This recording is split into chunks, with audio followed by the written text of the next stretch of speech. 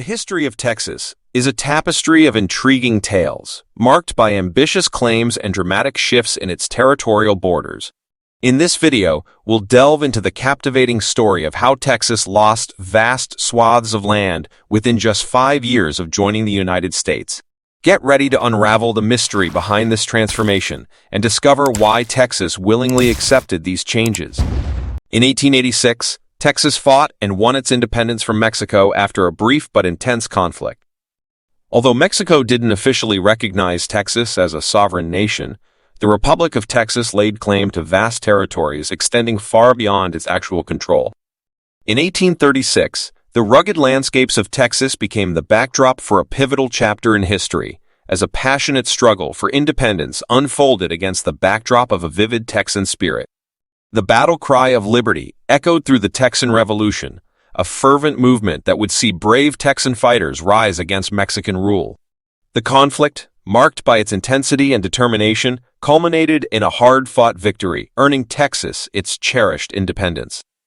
Yet, this triumph was met with a complex geopolitical reality. Mexico, while reluctant to officially acknowledge Texas's newfound sovereignty, faced the undeniable fact that a spirited Republic of Texas had emerged on its northern frontier.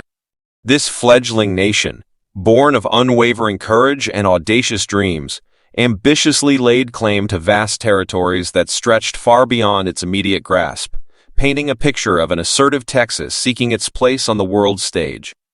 Fast forward to 1845, Texas became the 28th state of the United States. The annexation triggered a series of debates within the United States Congress about how to handle the newly acquired territory. Prominent senators like Thomas Benton, Henry Foote, and John Bell proposed various plans to divide Texas. Benton's plan aimed to maintain the balance between free and slave states, while Foote's proposal introduced the idea of a new state named Jacinto. Bell's plan sought to diminish Texas' potential dominance by allocating portions to New Mexico. In the corridors of power, the fate of Texas hung in the balance, and prominent senators emerged as architects of its destiny. Thomas Benton, a seasoned statesman with a keen eye on preserving the delicate equilibrium between free and slave states, put forth an intricate plan. This intricate proposal envisioned the division of Texas into two distinct entities, with the northern west destined to become a part of the New Mexico territory under federal jurisdiction. Meanwhile, Henry Foote, his vision driven by a distinct perspective, introduced the audacious concept of carving out a new state, Jacinto, from the heart of Texas. Foote's proposition, however, found itself mired in complexities, hindered by the steadfast rule against splitting existing states. As the deliberations intensified, Senator John Bell stepped onto the stage with a proposal of his own, one that would redefine Texas's boundaries and ambitions.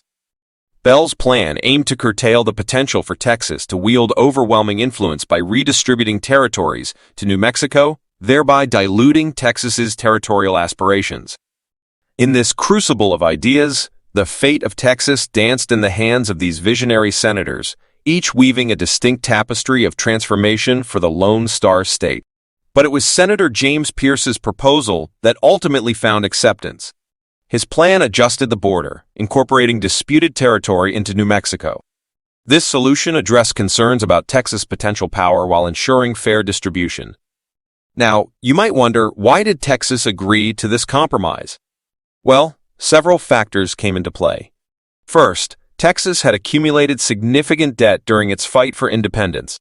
The federal government's offer to assume this debt was a persuasive incentive for Texas to accept the compromise. First and foremost, Texas found itself shackled by the weight of substantial debt incurred during its tumultuous struggle for independence. The economic burden cast a long shadow over the newly minted republic, threatening to stifle its growth and potential.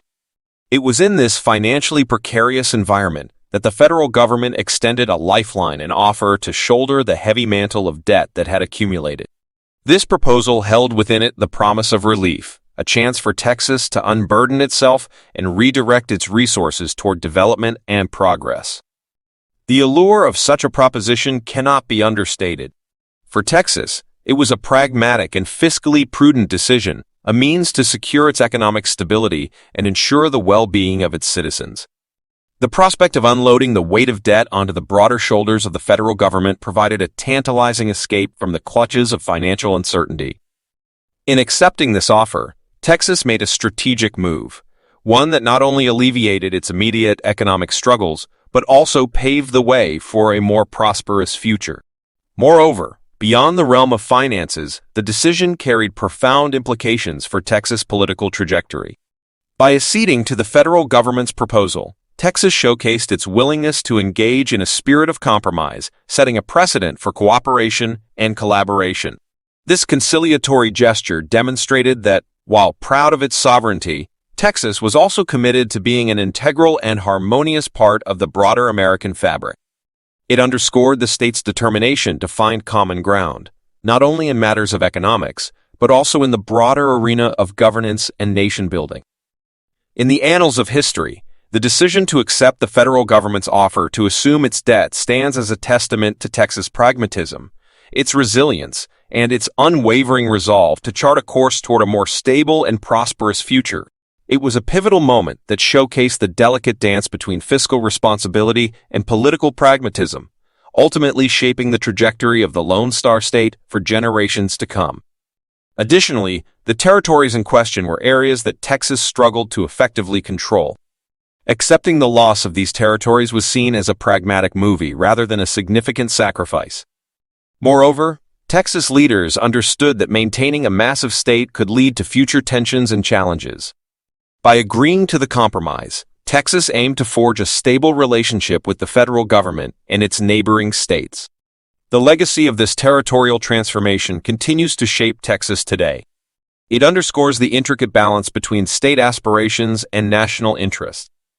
The legacy of this transformative territorial reconfiguration reverberates through the corridors of Texas's history, leaving an indelible imprint that resonates to this very day. The intricate dance between Texan aspirations and the broader tapestry of national interests continues to shape the state's identity, politics, and trajectory. At its core, this historical episode serves as a poignant reminder of the complex interplay between local autonomy and federal cohesion. Texas's willingness to engage in a compromise, albeit driven by economic imperatives, underscored the state's recognition of its place within a larger union. This recognition of shared destinies, intertwined fortunes, and collective responsibility represents a fundamental cornerstone of the American experiment. From its ambitious claims to its territorial shifts, Texas's history is a reminder of the dynamic nature of historical events. As Texas continues to evolve, the lessons from its past remind us of the importance of compromise, adaptation, and the pursuit of the greater good. If you enjoyed this video, don't forget to like, share, and subscribe. Stay tuned for more captivating stories from history. Thanks for watching.